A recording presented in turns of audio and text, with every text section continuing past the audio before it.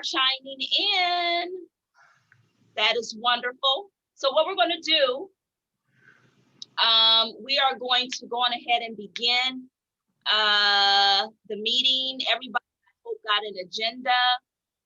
If you didn't, it'll be real easy to follow along, because basically today I'm going to talk. So that's the agenda. And Carlos Harrison is going to start us off. So for those of you who are new, we do start our meetings off with a meditation. We are a faith-based organization. We understand if you're not into meditations and faith, we still welcome you, and we just invite you to just lower your volume for about 30 seconds or so, and then tune right back in. And so Carlos is going to start off with today's meditation. Carla? Good morning. Spring has arrived, and with the return of the sun, new blooms began to sprout up all around. The emergence of spring may find you yawning and stretching after a nice long winter hibernation. Your days may seem brighter, your mood lighter, and a new sense of inspiration may begin to stir within you. Have you noticed the bubbling up of new ideas? Are your thoughts urging you to get started on an exciting project that's been on the back burner way too long? Or perhaps you're feeling the itch to travel or take a short road trip after being cooped up all winter. Everything in nature operates in accordance with the law of cycles and rhythms. With each new season brings about a flavor of its own. And like the changing of the seasons, you too cycle back around to different things over the course of a year. Spring is the time of year when the newness is buzzing, energy levels are picking back up, and you're more than ready to get busy. Focus on the possibilities of what's to come. Close your eyes for a few minutes. Breathe into your heart as you do this, and breathe in the possibilities. Feel this energy embracing you and feel every part of your being. Stay with this feeling as long as you like. When you're ready, take 3 deep inhaling breaths, and then follow that with 3 deep exhaling breaths. When you're ready, come back to the present and open your eyes, because this is the day the Lord has made. We will rejoice and be happy in it. Welcome to spring.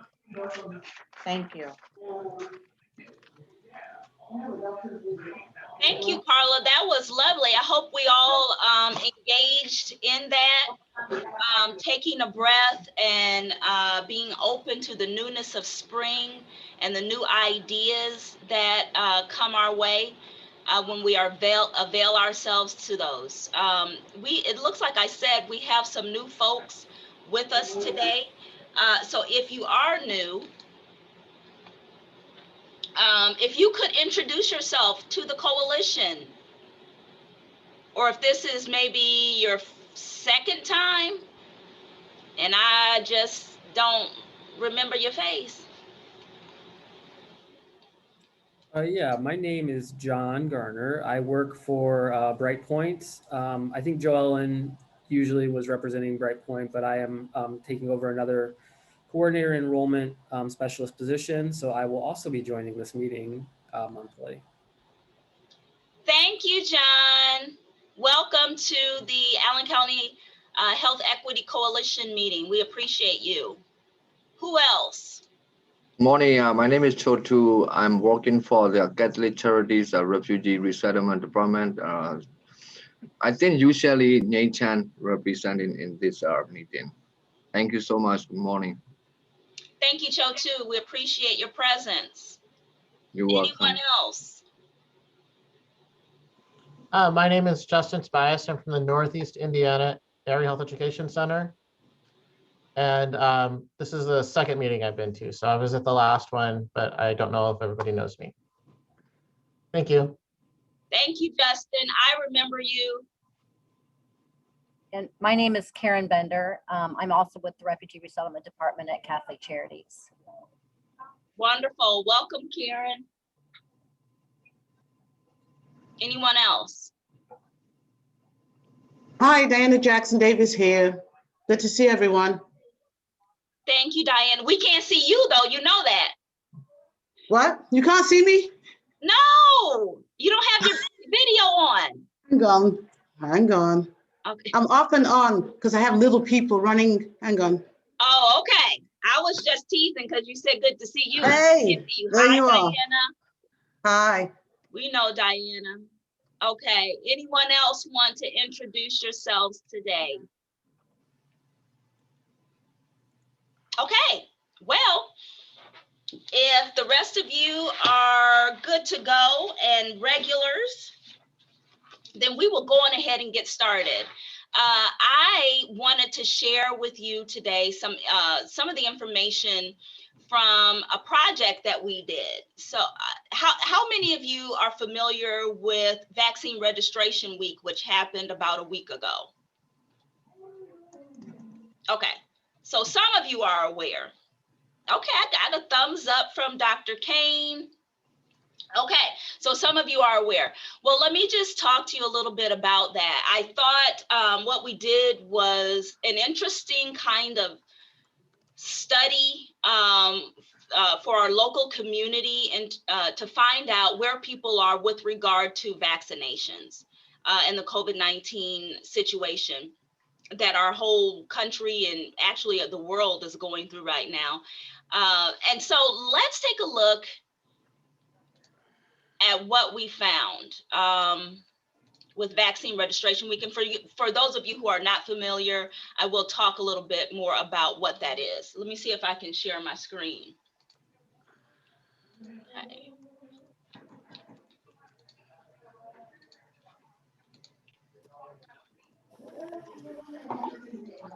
Okay, does everybody see this? Yes. Okay, because I can't see you now that I'm sharing my screen, so everyone can see. Now, if you could mute yourself, I'm getting some background noise here. So if everyone could mute, great. Okay, so I wanted to share with you what happened when HealthVisions, we assembled a task force. We called it the Vaccine Messaging Task Force. And what we did was we began to focus on registrations and other ways that we could give underserved communities access to COVID-19 vaccination. So that's, well, today is April 22nd. So how this all began was I was part of a webinar, part of a discussion back in March. And during that discussion, Allen County Health Commissioner Dr. Sutter, he gave a presentation that included statistics on underserved groups and the percentage of people vaccinated in Allen County. And this is the result of what these are the data that he presented. Now, this is only current as of March 19th. And so it's a little bit dated, but here you can see that in Allen County, we have the percentage of people vaccinated here, and then we have the percentage of the county population. So for Caucasians, they were 84% of the people vaccinated and 79.6% of the population here. African Americans made up only 5.5% of vaccinations and 12% of the population. Hispanics were 2.4% of those being vaccinated, while they made up 7.5% of the population. Asians, 2.5% of vaccinations, 4.6% of the population. And so you can see there that our underserved groups, those that we serve with HealthVisions and those that many of you serve, were being underrepresented in terms of vaccinations in Allen County. Okay. Now, I also have to put a caveat here that the data did not represent everyone. There was, I think, about, if I'm remembering correctly, about 8% of people for whom race and ethnic information was not available. So there is some margin of error here. But I think we all get the point that people of color and Hispanics and Asians were not being vaccinated to the extent or to the degree that some of our white brothers and sisters were. And that's cause for concern because African Americans, Latinos, and Burmese represent groups who have been disproportionately affected by COVID-19, in that they have suffered, especially African Americans and Hispanics, have suffered more adverse consequences, being hospitalized, and higher rates of death due to the disease. And so what we decided to do, we saw that as a call to action, and we decided to create a vaccine messaging task force. The first meeting was March 4th, so a little bit more than a month ago, about a month and a half ago. And we first reached out to the coalition, to members in the coalition, our coalition, ACHEC, and then also reached out to some of the other agencies in our community that serve people of color that weren't part of the coalition. So these are the groups or the organizations rather that were represented in the task force. So we had a pretty good showing of folks who began to turn out for our first task force meeting. And then we began to meet weekly to talk about some of the different issues affecting those groups. One of the things that we talked about was that we didn't believe that the only reason people weren't turning out for the vaccinations was fear. Fear was not the only reason. Fear and hesitancy. That's what let me turn back here. That's what we have heard nationally. But we also, through some experiences that we were going through at our various organizations, we also knew that some people simply did not have access. Some people weren't able to access the online portal because of language barrier. And also some people were not getting good service through the state's 211 system, okay? Because of that language barrier again. And then some people who didn't have a language barrier, who spoke English, were on hold with 211 for an hour or two. Now, this may have been some early glitches with the system, but in any case, we wanted to alleviate those barriers. Access to internet, knowledge and knowing how to navigate the website and get your registration done. Language barriers that made 211 not a good option.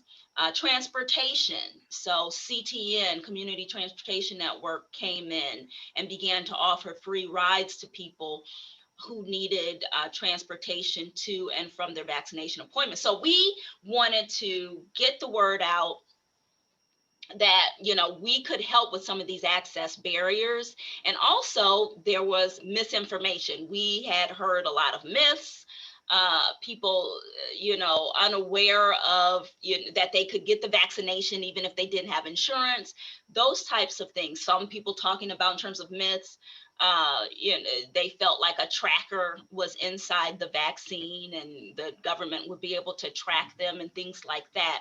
So we wanted to also distribute accurate information, handouts from the CDC. So what did we come up with?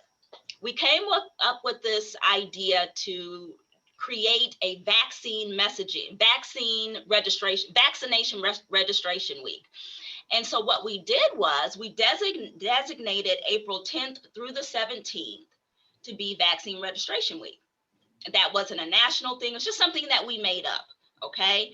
And what we did was we had some of these organizations or representatives from these organizations fan out to various locations throughout Southeast Fort Wayne to register folks and be there on site to hand out information. There were interpreters to get people the interpretation that they needed, be they Burmese or Spanish. Okay, so we held a press conference a few days prior to the start of vaccine registration week. I think it was on April 8th, and we had a lot of media come out. And you know, so it was on the news, it was in the newspapers and all that kind of thing. Is there anyone who has a question about what we were doing or what vaccine registration week was all about? If so, go on ahead and speak it, because I can't see you because I'm sharing my screen. Okay, I hear silence, so I must be really explaining myself very well here. So that was vaccine registration week. Like I said, we fanned out to different locations throughout the community. There were registration and food distributions. This is a photo of one of those that we did at the Wayne Township Trustee's office. A lot of the food distributions, Community Harvest Food Bank sponsored and gave food. And also Community Harvest Food Bank on several occasions registered people during their weekly Saturday food giveaway. So people, as they were coming for food giveaway, coming to get the food boxes on Saturday mornings at the Tillman Road location, they were offered the opportunity to be registered. They were given information. So that happened. And that was actually a very good thing. Okay. Another event where there was a food giveaway was at the Burmese Muslim Education Center. And so what we were obviously targeting those underserved groups, the Burmese, Latinos, and African Americans that were not being well represented in terms of the total number of vaccinations in Allen County. So there were several Burmese outreaches. One of them was at this Burmese Muslim Education Center. And that occurred on Saturday in conjunction with a Burmese food giveaway. And so we got authentic food from a Burmese grocer, and we offered that food alongside the opportunity for registration. So that's what you're looking at here. And throughout the week, what we found was that Burmese were the most prepared, the easier. They were, what do I want to say? We registered more Burmese than any other ethnic group. Okay, so they were ready. They were ready to be registered. It was just the language barrier that was preventing them. So throughout the week, Burmese outreach, we reached 100 Burmese residents were actually registered for the vaccines. They came to these various sites, they got the interpretation that they needed, and they registered. Another 68 or so were given information. They were curious, they wanted handouts. We had handouts in Burmese. They got those and they took them home. Okay. Another group obviously were the Latino population. Now here, we went to a Spanish grocery store. And this gentleman has a story in and of itself. He came to the grocery store. There were volunteers there at a table with devices to register. And he came, wanted some information, said, hey, what's going on? We talked to them about having had COVID himself last year. He had been very sick and didn't even think that he was going to make it at one point. He did make it. And so when he found out that he could get registered, not only registered, but he could be vaccinated at the McMillan Health Community Center that day, because they were taking walk-ins, he went right over to McMillan, got registered and got his first shot, and then came back to the grocery store, El Paraiso on HealthVisions Castle, that's where this was, to show everyone that he'd gotten his shot. So Latino outreach for the week included about 54 people registered, and more than 40 actually received the information. Some of this was done over the phone. We had the Center for Nonviolence and one of our HealthVisions community, Latino community health workers actually took phone calls from people during that week as well. And there were people who were standing at the ready wanting to be registered. They just needed help with that language barrier. Now here, African American outreach. We had people here, as you can see, the NAACP president, that's Larry Gist. And then over here we have Phyllis Bragg with Phi Eta Chi. She's outside of Villages of Hannah housing complex. And Larry is over here in the barbershop. We found that at the hesitancy, it was most prevalent with African Americans. And we registered 32 and handed out information to about 7. The information statistic in all of these is a little, it's an estimation, because some people we didn't document handing them the information or having the conversation. So all of those numbers are probably a little bit higher. And so that's what's going on here. I'm not surprised that African Americans are the most hesitant, and that goes back to the history of African Americans with the medical industry, the implicit bias that African Americans have experienced in the medical industry. So there is a greater degree of hesitation there.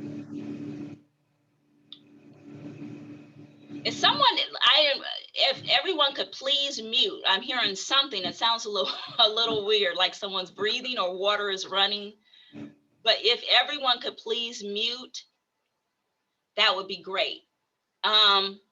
Okay, so as I mentioned earlier, there was a mobile vaccination site at McMillan Park Community Center. And so that, what is that? That's when the Indiana Department of Health comes in. They bring their workers, their personnel, and they actually set up to give vaccinations there on site. So they did that April 13th through 15th. Some of the registrations that we did during Vaccine Registration Week were registering people for McMillan. There were a number of computer problems, unfortunately, that were experienced over the weekend prior to the vaccinations, and some other issues that prevented some people from registering clients for McMillan and had to send them to other places. But all in all, over those 3 days, 685 vaccinations occurred. In addition to the registrations for vaccination, one of the things that we are also doing is we have launched a public service announcement campaign where we are creating videos of local people as an outreach to to people of color. So there is one video here that involves Black Greek organizations talking about vaccination and why they chose to do that. And then there's another video that involves community leaders. And I'm wondering if I can show you these videos, if that will work. Do you see the videos? No. Okay, do you see the actual screen? When I speak to people about this, We hear him, but we don't see it. Looks Okay, like still loading. so you don't see that on the screen now? You don't see Justin McGee? No. No. No. This is still loading. Okay, so what I'll do is I will show you those later. Okay. Let me see if I can get back. Do you now see my presentation again? Yes. Okay. We'll get to that later. Okay, so all in all, let's look at some of the numbers here. And again, these are estimates, and I'm going to be very transparent and say that one of my virtual programs assistants compiled some of this data and gave it to me last night. And she made the mistake of giving me her Excel sheet to filter and sort. And I'm not very good at that. So these are some estimates. All the numbers aren't figuring up to me. So I just gave you what did make sense. And then when she gets back in with her mathematical genius, she can make it all right. So the total served was about 200 registrations, okay? During that week, people actually registered. That also includes some Caucasian and American Indian people. After we were on the news and in the newspaper, I actually had a couple of people who were Caucasian call the office and want to be registered. They too needed help. Without going through the 211, something had happened and they wanted help as well and said, well, can you help me? And of course we did. And so that 200 number, about 200, I think it's 197, but it could be a little differentiation there. So we're going to say about 200. Includes some white Americans and American Indian residents. And so that equals out to about 50% of those who were registered were Burmese, Latinos, 27%, African Americans, 16%, and then other. As far as engagement, people not registered, but who did want information, who accepted handouts, and who we touched through handouts and or conversation through the food box giveaway that we had at the Wayne Township Trustee's office, through Community Harvest, and at some of the barbershops, that equaled about 220 people additionally. So you see that the total reach may be about 400 or so. Another interesting statistic that I could pull that I understood was the age groups captured. Now, we didn't get everybody's age. We didn't get everybody's race or ethnic group, just because some of those were hard to get because of the logistics. People are in line, people are in their cars or what have you. So we didn't get all of that information. Some people didn't want to give it. So the 16 to 34 age group was about 21% of those that we captured. Obviously, the largest group was 35 to 64%. We're 35 to 64, that's the age group, 71%, okay? So what are our next steps? Of course, we see through this that these efforts are it's not a sprint, but we need to be consistent and to continue to find ways to get information to people, to find ways to break down barriers for access so that people can get registered, those who want to. So like I said, what we saw was that obviously the Burmese population and the Latino population, language is a barrier. And that's something that we can do, that we can find ways to put interpreters at some of the vaccination sites. We can find ways to make registration more available. We can do that in office. We can continue to do that. And when I say we, I mean us, the various organizations that are part of the coalition and those that are outside of the coalition as well. We had people at churches doing it. So some of the churches participated as well, and they were registering people within their church memberships. So those are things that we can do, okay? We can offer transportation. When I was at the McMillan site, there was a guy who came in on CTN. So he had reserved a CTN ride, didn't have another way there. He came up with CTN, they dropped him off and they picked him back up. those are things that we can do. We can make the information more readily available. I registered people at my church on Sunday during vaccine registration week.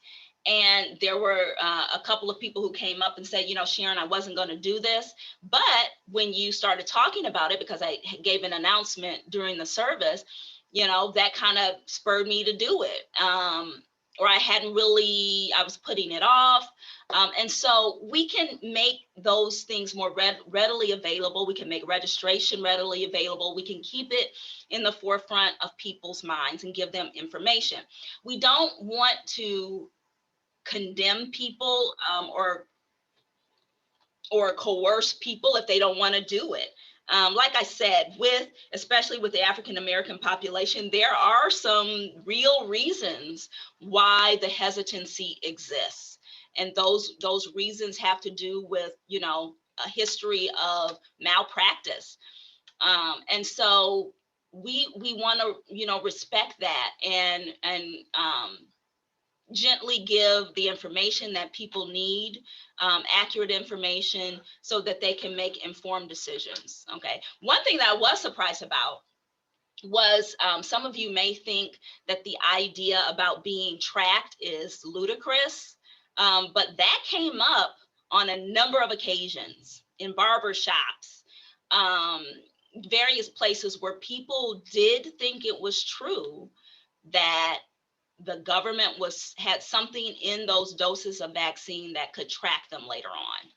So those are the types of things that we can, you know, work to dispel here. And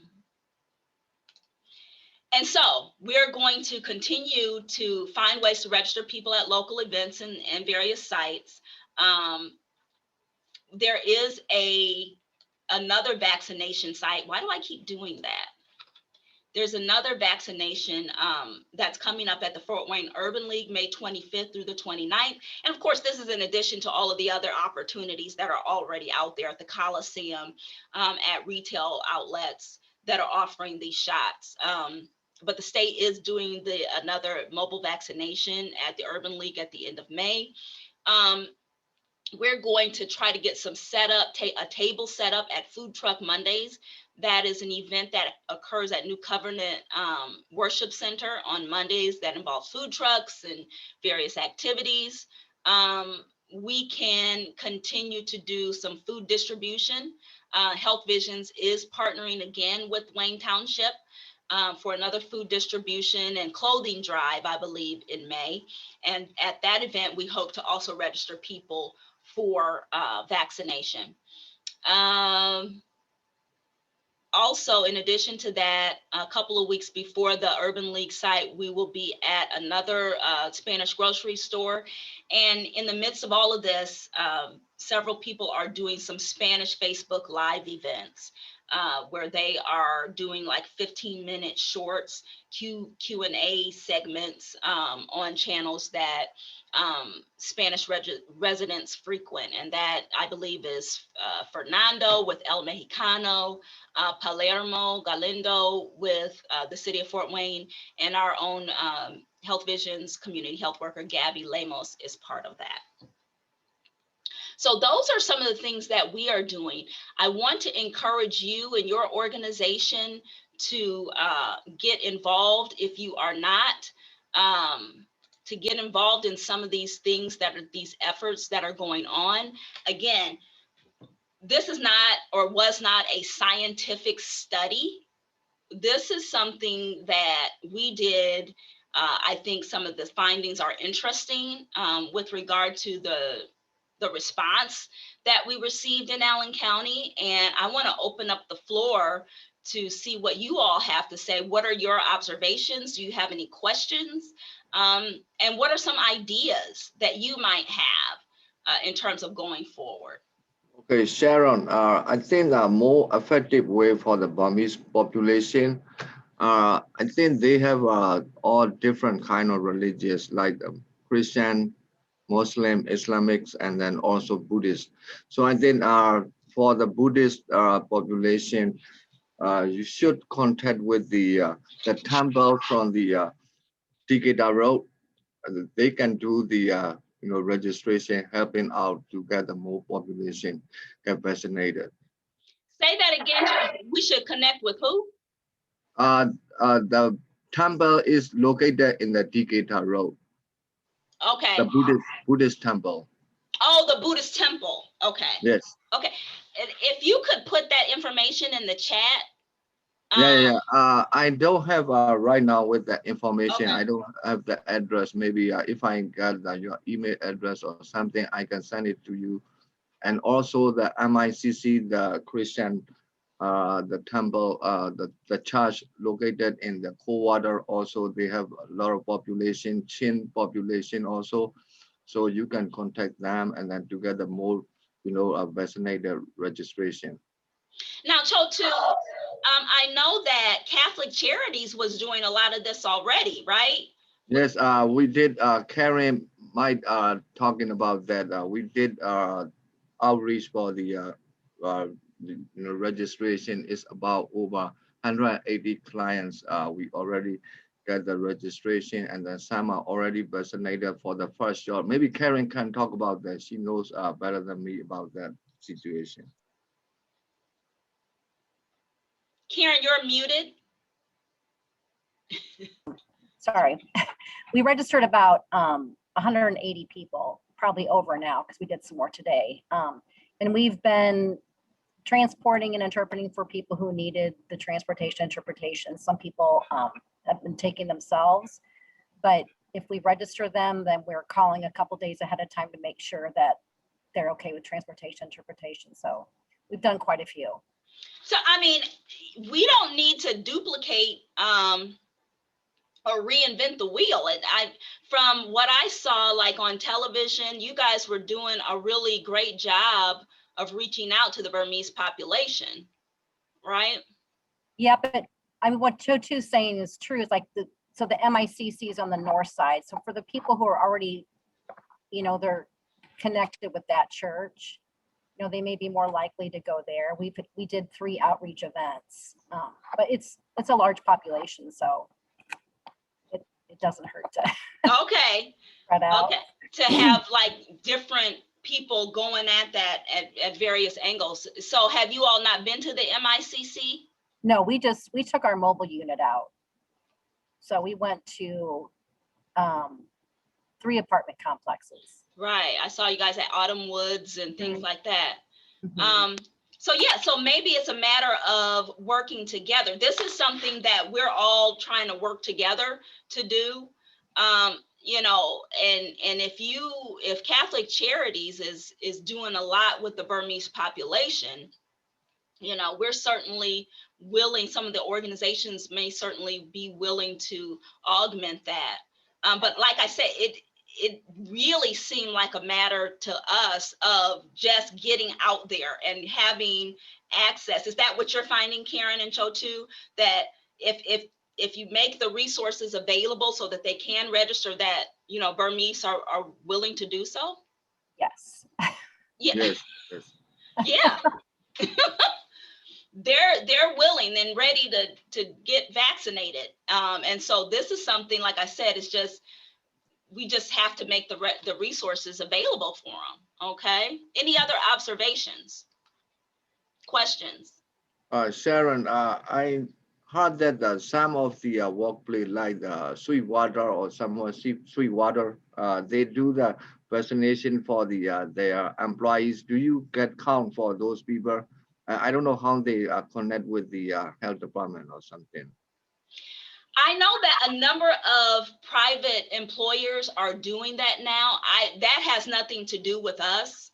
I don't know who they're connecting with. I know Amani actually Amani Family Services did a vaccination at their site, and that just came through Meyer. Meyer just called them up and said, we've got some doses. Let's coordinate and we can make this available. So there are a number of different opportunities that are popping up now. Some of them are coming through retail stream. Some are coming through the Department of Health.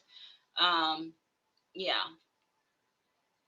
Anything else? Any other option? Y'all don't have anything to say? I worked hard on that all last night. Okay. It was great, Sharon.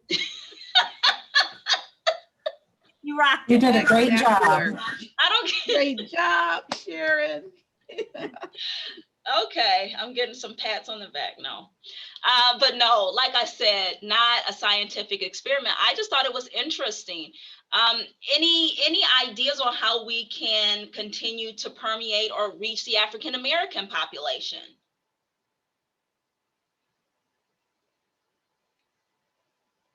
Okay, I'm getting crickets again.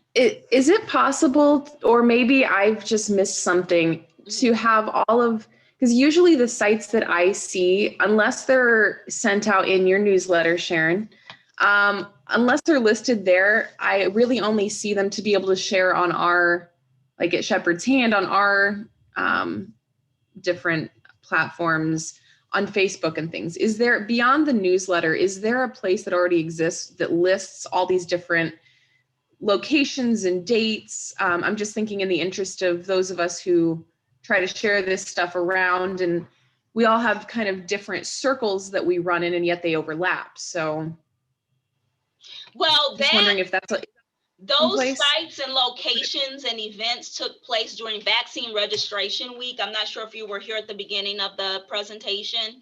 I wasn't, but I was aware of that, and we shared that information. Yes, and so that was for that week. So we did like this intense thing during that week. Yep.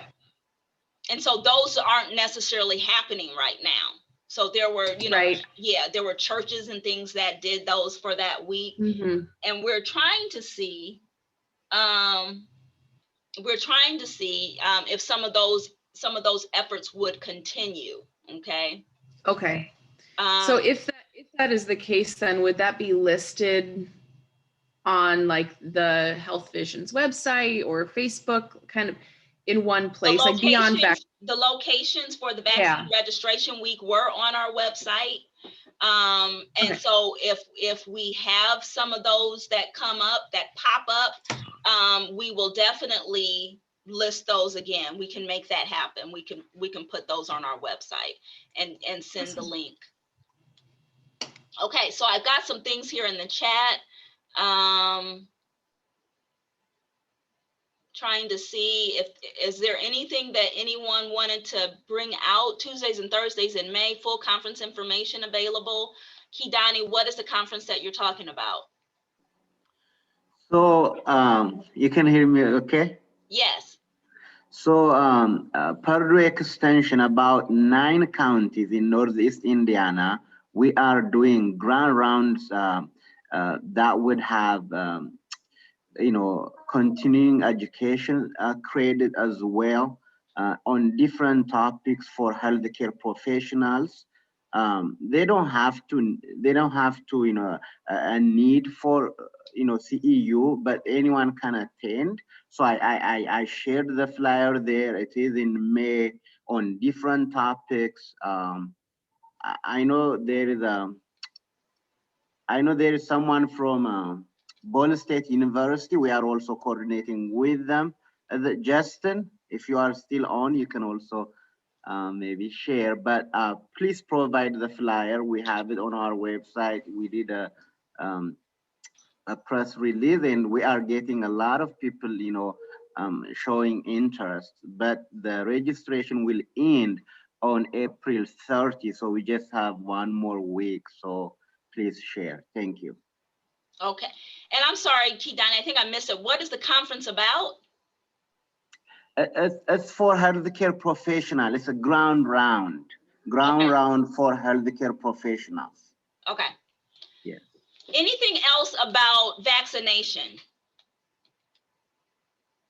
Okay, I see Lee in the chat. You're talking about healthcare premiums. Yes. And what I was going to say, I'm sorry. Go ahead, Lee.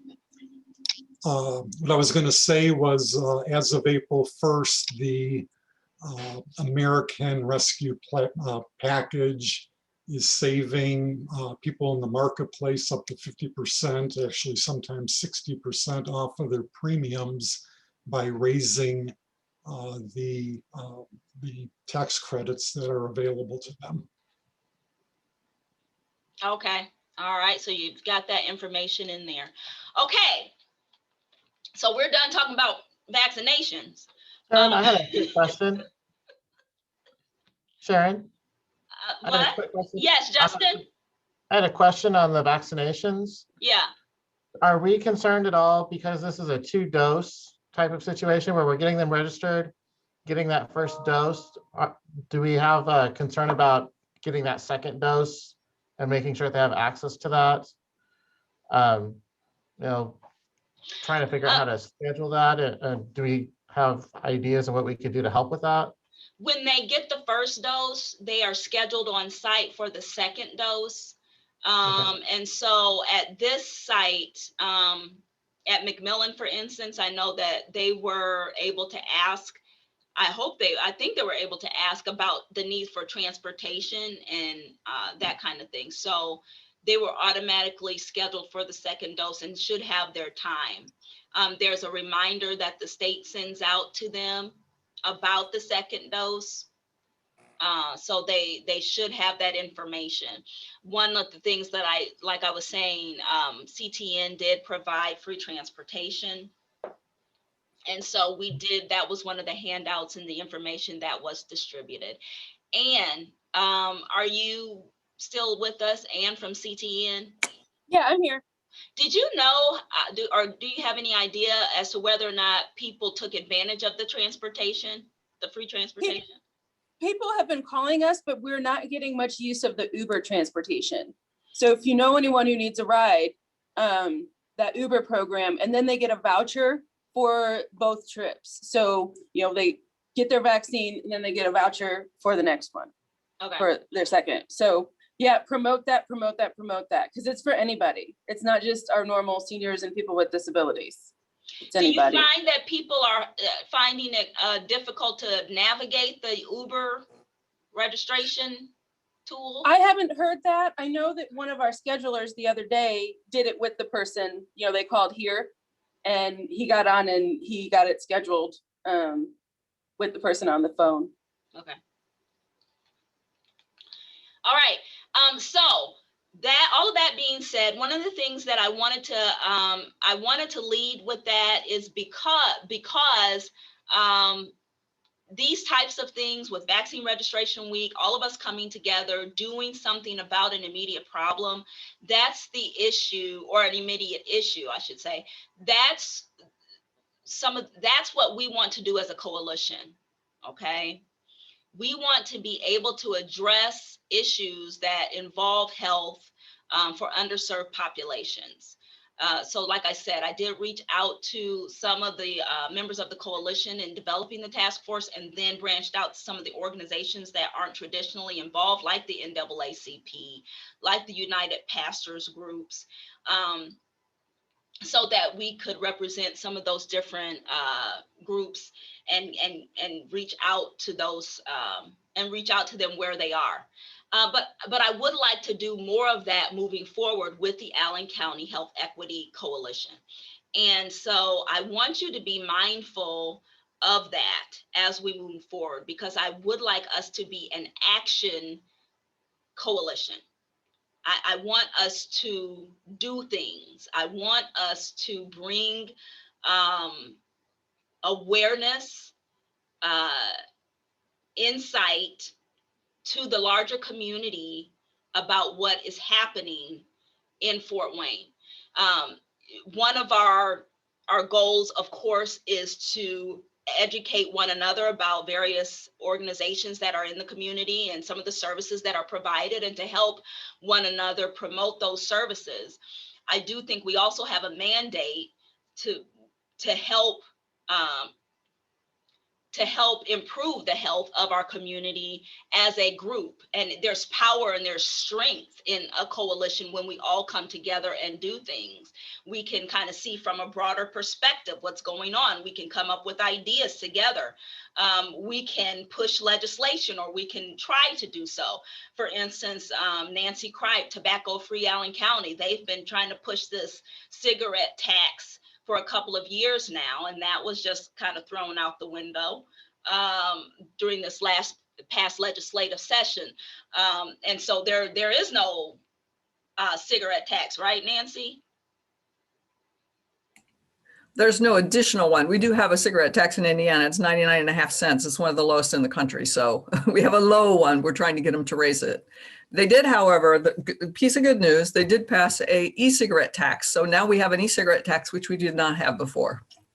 There wasn't an excise tax on e-cigarettes, and they did, it went through a process where first it was not a very good one. Well, first it was an okay one, then it was a really bad one when the Senate got to it. But then they, in the end, thanks to some advocacy on the parts of, you know, our coalition and others around the state, they did improve it. So now it's a pretty decent e-cigarette tax that is in the final bill. So at least we got partial success.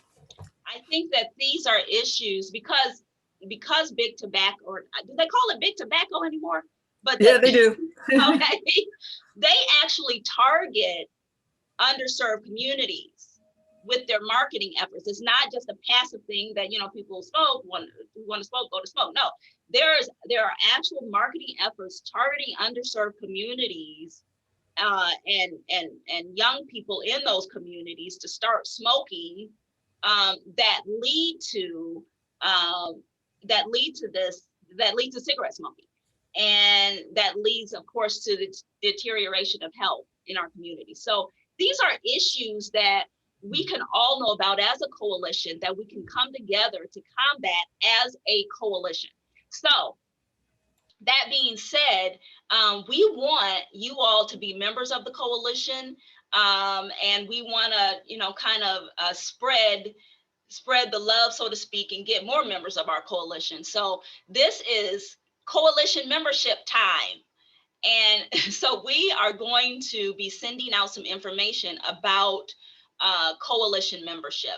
Again, we've changed the name to Allen County Health Equity Coalition. That makes it easier for y'all to say, because nobody remembered the ACHDC letters anyway in the right order.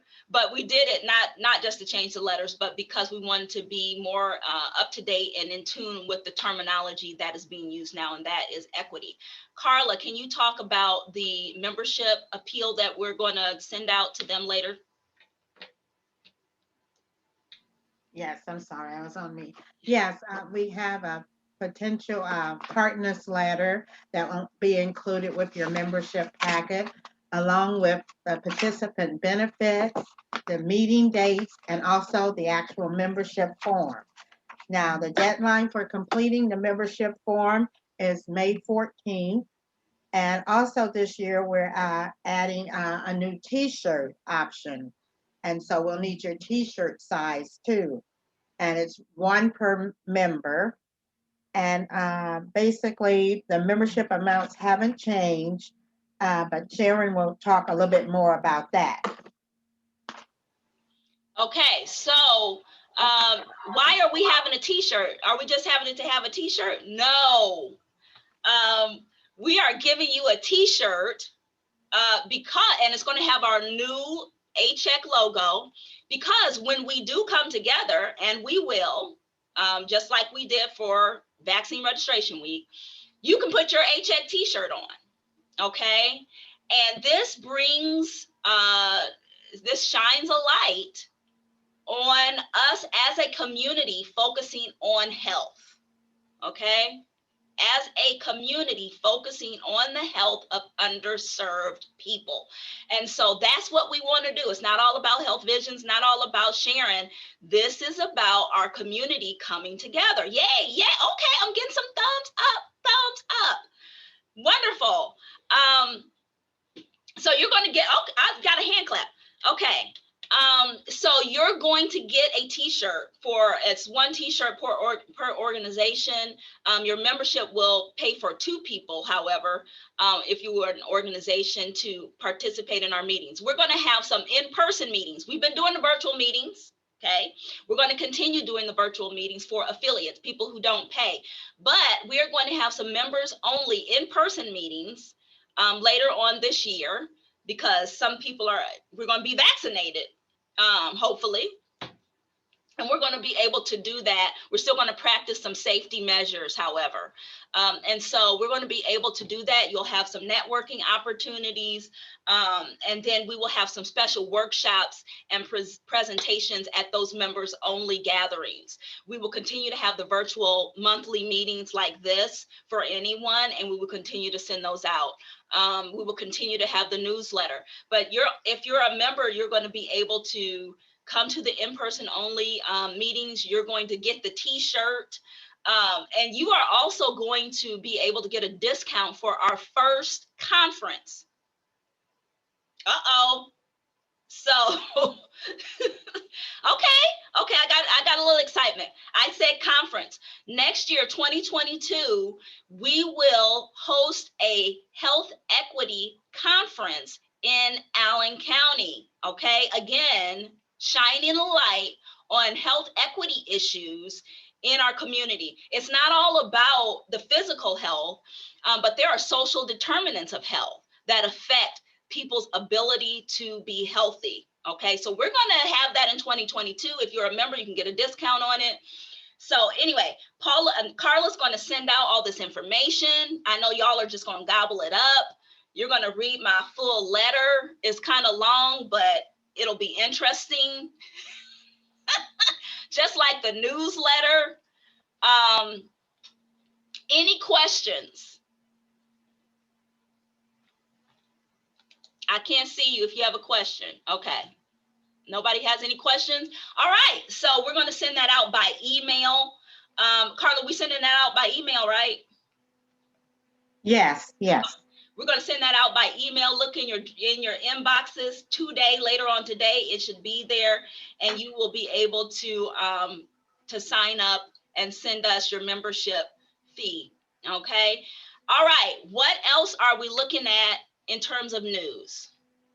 Neighborhood Health is offering Moderna vaccine at both of our locations. That's true. Yes, Neighborhood Health. And also Neighborhood Health, Katie, you guys are not going to do the Johnson & Johnson? Yes, that is correct. So that clinic that was supposed to be on the 24th of this month has been canceled. Okay. All right. Yeah, so that whole Johnson & Johnson thing threw a wrench in vaccinations. I think that only increased the hesitancy for some groups. Now, the Urban League site is scheduled to be a Johnson & Johnson site. They have not changed that yet. So I don't know what they're going to do about that. They're thinking that, you know, they may still be able to offer Johnson & Johnson with some restrictions, but we will see how that goes.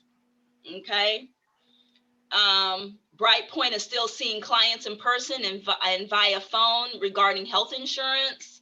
John, thank you so much for that. You're able to help with turning in applications for Medicaid and Marketplace. Thank you for that reminder, John. Everybody remember that some people don't have health insurance, but because they don't know how to apply for it. And so BrightPoint is here to help with that. So anything else? So I'm going to put a plug in for No Menthol Sunday.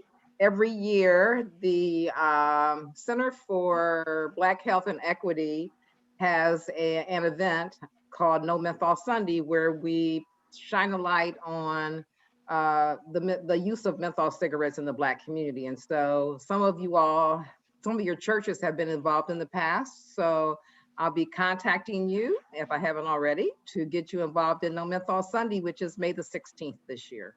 And we'll be giving out some masks this year to some of the churches. So it's just a really good event to shine the light on the use of menthol cigarettes in the Black community. All right. Thank you, Patricia. And last year that involved like sending out a video. Churches played that video even virtually. During their, at the beginning of their service or whatnot. Shepherd's Hand 5K, May 15th. Shepherd's Hand is always doing some stuff. Rachel always has an announcement. This is good. This is good. They're keeping busy over there. They got a 5K going on, y'all. This group, Sharon, has been the single most that working opportunity for us as a young nonprofit in this side of town. I've just got to say that. So many of the things we've been able to do with our health fair, like our health fair last Saturday, which was the most people we've ever served. I think we missed some people with our registration. We're working out some kinks and stuff, but we served at least 50 families, but I think it was actually way more. It's, you know, probably 150 plus people, over 6,000 diapers, but that was made possible because of this coalition and people like Neighborhood Health and many others who we've gotten connected to through this group. So I just got to put a shout out to all of the work that everyone does to keep this coalition going, because honestly, as the new kid on the block, this has been, I'm reflecting too, because this is possibly my last meeting. So, but no, the work absolutely continues. And yeah, so please get in touch with me with, if you're interested in the 5K. I'm trying to finish getting logos together for our shirts like today-ish. So if your organization, Neighborhood Health, is on it. So I got you, Katie. Yeah, get in touch with me if you want to hear about that. The Deaconess Kim Trombley, who couldn't be here today, she's been here other times. Please reach out to her as she gets going on June 1st, if you haven't already, if you haven't met her already. Thank you, Rachel. We will miss you. Rachel's going on to another opportunity. Aren't you? Okay, I probably shouldn't say. Aren't you leaving the country? Eventually. Okay. If anybody wants to keep in touch with me, get in touch before the end of May to get my personal email. So yes, Kim has been to some of the previous meetings, and we look forward to seeing her again. But yes, as always, Shepherd's Hand is busy and on it. Maya, you put something in the chat. Home delivery program. Yes, so we have a new home delivery program thanks to funding from the City of Fort Wayne and the Community Development Block Grant. We're able to offer this in partnership with CTN. So we have about 5 spots every week that we can fill through referrals through Community Harvest. So if you know anyone that's in need of this service due to transportation issues, disability, things like that, please reach out to me and I can get them signed up either on a one-time basis or recurring deliveries if that's what they need. Awesome. So they can get like some groceries just delivered to them. Yep, it's a pre-packed box of shelf-stable food items. So it's the same thing every time, but it's just kind of a good supplement. Wonderful. Getting a hand clap from Christy on that. Okay. So if there are no other announcements. Oh, thanks, Sharita.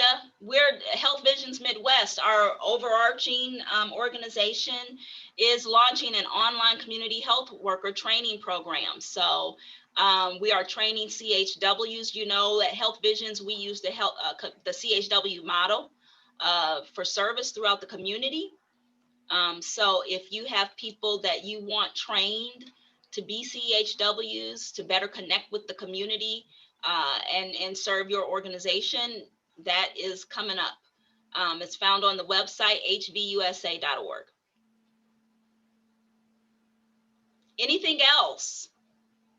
Well, if there is nothing else, then we will adjourn. Should I say adjourn? Kind of adjourn, and see you next month. I forget the date, but it's the 4th Thursday, May 27th. And hopefully we will have some good news about the vaccinations and all of this stuff that's going on. Okay, if you are interested in doing something at your organization, such as registering people, and you want that to be made public and get out there, please let us know. Email us and we can compile some sites where people can get registered. Thank you so much. Bye. Bye.